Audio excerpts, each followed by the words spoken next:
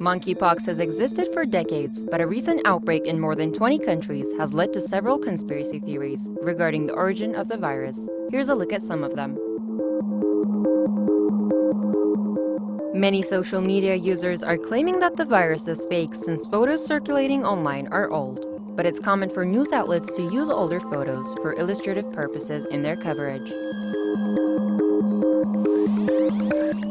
Some social media users picked up on an international simulation by the Nuclear Threat Initiative on a monkeypox outbreak at the Munich Security Conference in 2021. They allege that the documents revealed a plan by the US to leak bioengineered monkeypox virus.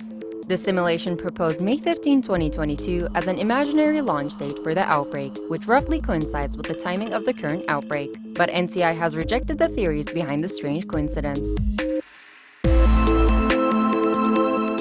The internet is also rife with conspiracy theories that link Bill Gates to the outbreak. In 2021, Gates warned governments to prepare for future pandemics and hypothetical smallpox bioterrorism acts. But his comments on pandemics are not new. In 2017, he said that a potential attack by terrorists using the smallpox virus could kill more people than a nuclear weapon. The spread of the virus has also stoked fears on social media of new lockdowns. Jordan Sather, a QAnon influencer, claims that monkeypox could be a tactic to lock down America and push mail-in ballots right before the upcoming US midterm elections.